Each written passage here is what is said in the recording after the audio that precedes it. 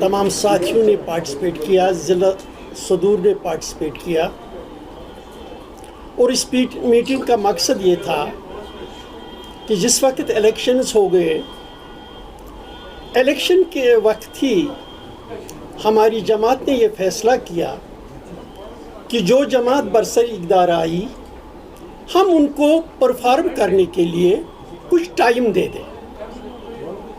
अब 8 महीने का टाइम हुआ, वो 8 महीने से हुकूमत कर रहे हैं।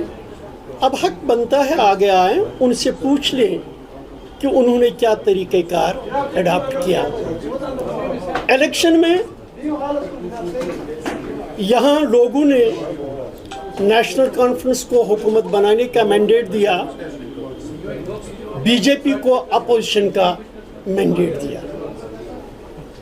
लेकिन आज 8 महीने हुए, न हुकूमत की परफॉर्मेंस है न अपोजिशन का अपोजिशन रोल है। लगता है कहीं याराना है इन दोनों का, अपनी अपनी इंटरेस्ट्स के वाच करने में लोगों को भूल गए हैं।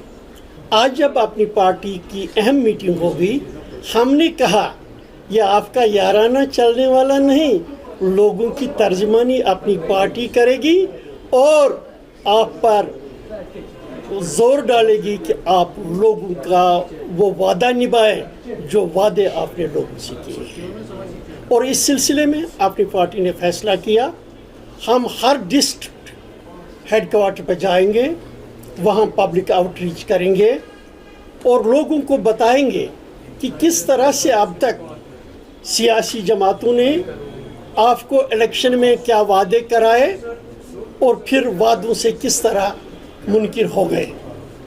हम लोगों की आवाज़ बनकर आगे आएंगे, बात चलाएंगे। अपनी पार्टी को मैंडेट नहीं मिला, लेकिन जिस वक्त अपनी पार्टी निकली उस वक्त जो माहौल यहाँ था, उस वक्त जो हमारे लोगों की आवाज़ ख़त्म हो चली थी, हम उनकी आवाज़ बन गए। उस वक्त ज़मीनों का मसला था, नौकरियों का मसला था।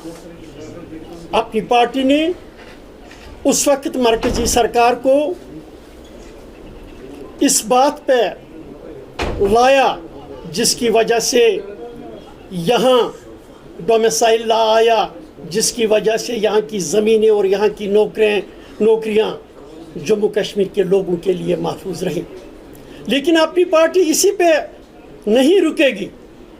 अपनी पार्टी का ये कहना है मरकज़ को कॉन्स्टिट्यूशनल गारंटीज इनके लिए देने। अपनी पार्टी इसके लिए जद्दोजहद करेगी, अपनी पार्टी इसके लिए कोशिश करेगी। लद्दाख वालों ने, अगर हमने 15 साल का डोमिसाइल उस वक्त लाया, हमारे पास कोई मैंडेट नहीं था, हमारे पास कोई नुमाइंदगी नहीं थी, हम अपने तौर से निकले थे। मरकज़ के शुक्रगुजार हैं, उन्होंने किया। लेकिन अब जिस हुकूमत के पास मैंडेट है वो इस 15 साल के डोमिसाइल को 50 साल कर सकता है।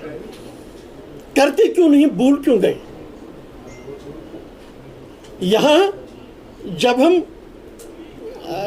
ये बात करते हैं, इन्होंने अनएम्प्लॉयमेंट की, मतलब यहाँ का नौजवान किस मुसीबत में है, इसके एवेन्यूज़ बहुत कम हैं। इन्होंने इसको नौकरियों का झांसा दिया कि हम 6 महीने में 1 लाख रोज़गार दे देंगे। अब 8 महीने हो गए, ज़रा ये हिसाब दें कितना रोज़गार आप लोगों ने दिया। इसमें तो नई क्रिएशन नहीं करनी थी, इनका ही कहना था कि इतने पोस्ट्स अनफुलफिल्ड हैं। अब बताएं, पोस्ट्स फिलअप करने की अलहदा बात, लेकिन इनसे पूछिए कि एडवर्टाइजमेंट्स कितनी निकालें। अभी तक आपने एडवर्टाइजमेंट का प्रोसेस कंप्लीट नहीं किया, आप कहाँ एम्प्लॉयमेंट दे देंगे? इन्होंने सहारा लिया है कि हमारी चलती नहीं, और आप लोग भी इनकी इस बात पर यकीन करते हैं। मुझे बताया, पावर्स डिफाइंड है, एलजी के अलहदा पावर्स हैं, इलेक्टेड गवर्नमेंट के अलहदा पावर्स, उसमें कोई टकराव नहीं है।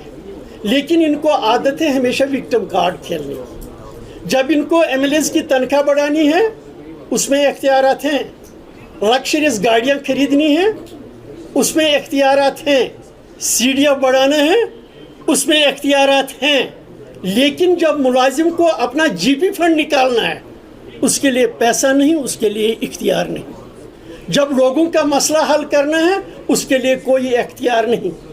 انہوں نے پاور کا وعدہ دیا، ہم 200 یونٹ فی دے دیں گے، اب یہ کہاں سے اس میں قدغن لگا؟ صرف AAY کو دینا ہے، اور AAY میں انہوں نے کیا کیا؟ اس میں بدلاؤ لایا، اپنے ورکروں کو شامل کیا۔ یہاں ایک سسٹم تھا پنچایت ورکس کا، دیکھ کمیٹی ہوتی تھی ڈیموکریٹک مینر میں، آئیڈینٹیفیکیشن آف ورکس ہوتا تھا اور پھر الاٹمنٹ ہو جاتی تھی نریگا وغیرہ کی۔ اب وہ MLAs کے اختیار میں ہو گیا ہے، کیونکہ ان کا MLA ان امپلائی ہو گیا ہے، اب اس کو امپلائمنٹ ملی ہے نریگا کام کرنے اور کروانے کا، اور اس میں جو ڈیموکریٹک پروسیس تھا، لوگ با اختیار تھے، وہ گائیڈ لائنز تھی، وہ ختم کر دی۔ یہی یہ کہتے ہیں نا ہمیں اختیار نہیں، ہمیں کچھ نہیں۔ انہوں نے وعدہ دیا تھا لوگوں کو۔ یہاں سب سے بڑی پرابلم جو جموں میں بھی اور کشمیر میں بھی ہے وہ ہے معدنیات کی، منرلز کی، ریتا کی، باجری کی، پتھروں کی۔ کس طرح سے یہاں کا عام لوگ بھی اس سے ستایا جا رہا ہے، اور جو اس سے منسلک لوگ ہیں، کام کرنے والے مزدور ہیں، ٹرک والے ہیں، ٹریکٹر والے ہیں، وہ کس طرح سے سفر کر رہے ہیں۔ آج بھی دیکھ لیں کتنا ظلم ان کے ساتھ ہو رہا ہے، عام لوگوں کے ساتھ ہو رہا ہے۔